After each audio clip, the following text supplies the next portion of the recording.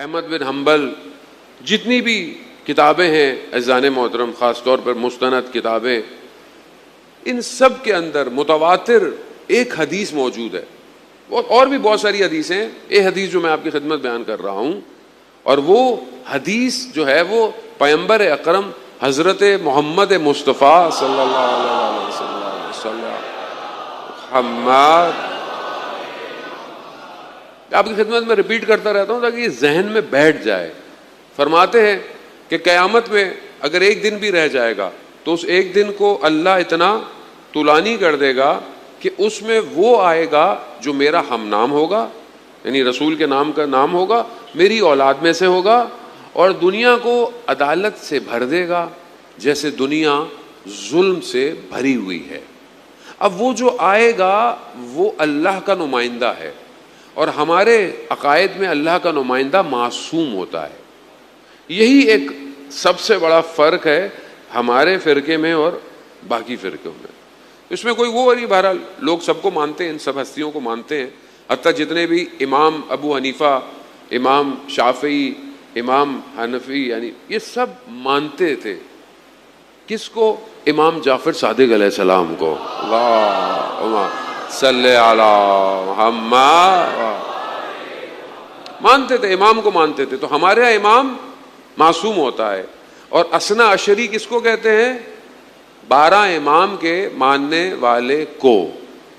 تو جو 12 امام کو مانتا ہے وہ معصوم ہے. اب اس کے بعد جب تک امام غیبت میں ہے تو کوئی نہ کوئی سسٹم تو امام تک لے کے جائے گا.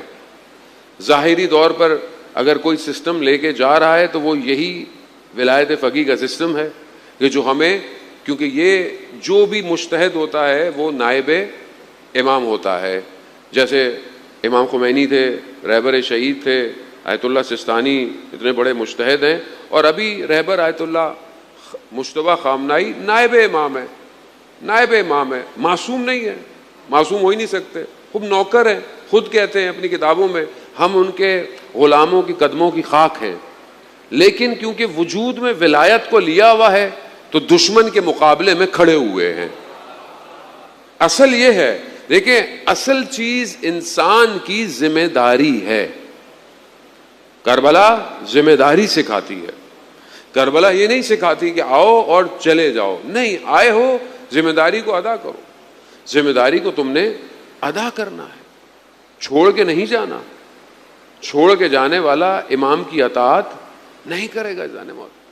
تو جیسے کل میں نے آپ کی خدمت میں بیان کیا، کربلا ولایت مداری کا نام ہے، یعنی ولایت پر اوبے کرنا، ولایت کو قبول کرنا. خوب یہ ضروری ہے. کربلا عقلانیت ہے، عقل کی گفتگو کی. کربلا صرف جذبات اور احساسات نہیں ہے، عقل اوج پر ہے. خدا بھی کسی کو پسند کرتا ہے تو اسے اوج یعنی کمال عقل عطا کرتا ہے، اور عبادت بھی وہی کرتا ہے جس کی عقل کمال پر ہو. امام علی علیہ الصلوۃ والسلام کا یہ قول، اللہم صلی علی محمد وآل محمد، امام کا یہ قول، دیکھیں امام کا یہ قول کہ کچھ لوگ خوف سے عبادت کرتے ہیں، خوف جہنم کا خوف. کچھ لوگ لالچ یعنی تجارت، بہشت جنت میں جائیں گے عبادت کرتے ہیں. اور پھر امام فرماتے ہیں کچھ لوگ پروردگار تیری عبادت کرتے ہیں کیونکہ تو لائق عبادت ہے. اب یہ جو عبادت ہے، اور خود امام فرماتے ہیں کہ پروردگار میں تیری عبادت اس لیے کرتا ہوں کہ تو پرستش کے لائق ہے. میں خوف کی وجہ سے عبادت نہیں کرتا، میں لالچ کی وجہ سے عبادت نہیں کرتا. خب یہ انسان کا جو انٹلیکٹ، عقل جب انکریز ہوگی تو اسے خود نظر آئے گا کہ پروردگار تو ہی ہے کائنات، اور کچھ نہیں ہے. اب جب ہم بحث کرتے ہیں کسی سے جو اللہ کی عبادت نہیں کرتا، مثال کے طور پر قرآن میں حضرت ابراہیم کا واقعہ ہے آپ کے سامنے. اس واقعے کو اپنے ذہن کی ونڈو میں کھلا رکھیں تو میں کچھ آپ کی خدمت میں عرض کروں کہ جب یہ سب بتوں کی پوجا کرتے تھے، حضرت ابراہیم منع کرتے تھے، نہیں سنتے تھے. یہ سب کہیں کسی جگہ میلہ تھا کیا تھا, شہر سے باہر نکلے, اکیلے تھے, پھر جو انہوں نے کیا وہ آپ کو پتا ہے قرآن میں کیا کیا. اب اگر آپ کے سامنے کوئی بت پرست ہو, بت کی پوجا کر رہا ہو, تو آپ اس کو تبلیغ کیسے کریں گے؟ کیسے کریں گے آپ؟ کیا تبلیغ؟ آپ سوچو, اپنے ذہن میں سوچو, ظاہر ہے ہر کسی سے پوچھنا تو ممکن نہیں ہے یہاں پہ. آپ اپنے ذہن میں سوچیں, آپ اس کو پہلا سوال کیا بولیں گے؟ ونڈو کھلی رکھیں حضرت ابراہیم والی, تو آپ کو سوال یاد آ جائیں گے کہ بھائی یہ مٹی یا پتھر سے بنے ہوئے, ٹھیک ہے, تو یہ تو اپنے آپ کو نجات نہیں دے سکتے, تو تمہیں نجات کیسے دیں گے؟ یہ خود کہیں ہلنے جھولنے کے لیے تمہارے محتاج ہیں, یہ تمہیں کہاں سے لے کے جائیں گے؟ ٹھیک ہے, باقی تم ان کو مار دو, توڑ دو, یہ اپنے آپ کو بچا ہی نہیں سکتے, یہ تمہیں کہاں سے بچائیں گے؟ یعنی اس میں کچھ نہیں ہے, یہ خود محتاج ہیں, تو یہی کریں گے آپ, ظاہر ہے. اور سامنے والا بھی اگر واقعاً ان باتوں کو اپنی اس کا قلب سالم ہو تو آپ کی باتوں کو کیا کرے گا؟ قبول کر لے گا. لیکن آپ کیا سمجھتے ہیں کہ حضرت ابراہیم نے نہیں کہا ہوگا ان کو یہ باری بات؟ یہی کہا تھا نا, جب مارا, توڑ دیا, بڑے والے کے گردن میں لٹکا دیا, تو یہ آئے, بولا یہ کس نے مارا؟ کہا یہ تمہارا خدا ہے نا, پوجا کرتے ہو, پوچھ لو. کہا اس سے کیسے پوچھے؟ کہا کیوں؟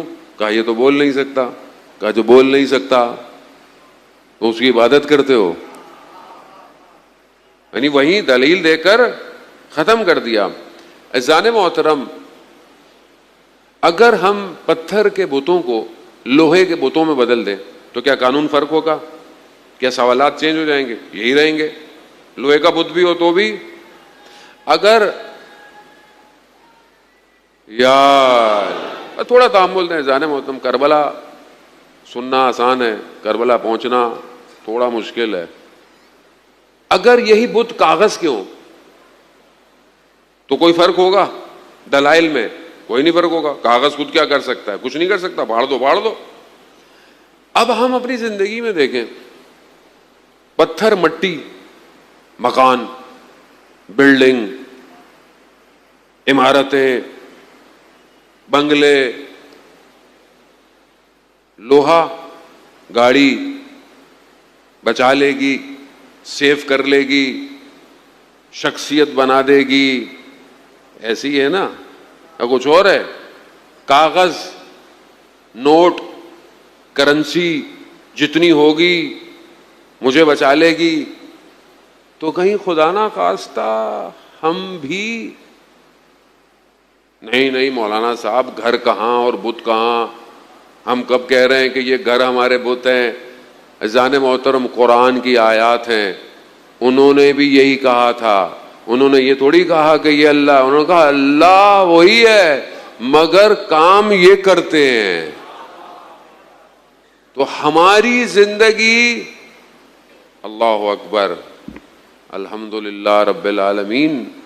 قرآن کی آیت سورہ حمد, نماز پڑھ رہے ہیں, ایاک نعبد و ایاک, معنی کیا ہے؟ تیری ہی عبادت کرتے ہیں. اور خیال کہاں ہے؟ ابھی فلانے پیسے کیسے کمانے, فلانا کام کیسے کرنا ہے. ایاک نعبد و ایاک نستعین, عین پہ بھی زور دیتا ہوں پڑھتے وقت, لیکن ذہن. عزیزان محترم, خطرہ یہ ہے کہ ہر شخص نے بت تراشے ہوئے ہیں. یہ عمارت کچھ نہیں کر سکتی. شداد نے 300 سال میں جنت بنائی تھی, جس کو وہ جنت کہتا تھا, اندر نہیں جا سکا. جیسے ہی دروازے پہ پہنچا, دیکھا ایک جوان کو, کہا میں نے تمہیں کبھی پہلے نہیں دیکھا. کہا میں ملک الموت ہوں. کہا مجھے اندر تو جانے دو, 300 سال لگے. روح قبض کر لی. یہ عمارتیں, یہ بلڈنگیں تمہاری شخصیت نہیں بنا سکتی. گاڑی ایسی ہو, اچھی بات, میں نہیں کہہ رہا کہ گھر اچھا نہ بنائے, سواری اچھی نہ ہو, لیکن یہ آپ کو بچا نہیں سکتے, یہ آپ کو کہیں لے کے جا نہیں سکتے. اتنا بینک بیلنس ہو تو میں بچ جاؤں گا، بینکوں میں رہ جاتا ہے، ہاسپٹل میں سانس نہیں ملتی بندے کو، آکسیجن نہیں دے پاتا کوئی. عزیزان محترم، خوب ہم اس کیپٹلسٹ ورلڈ کے اندر، اس نئی دنیا کے اندر الگ سے بت پرستی کر رہے ہیں.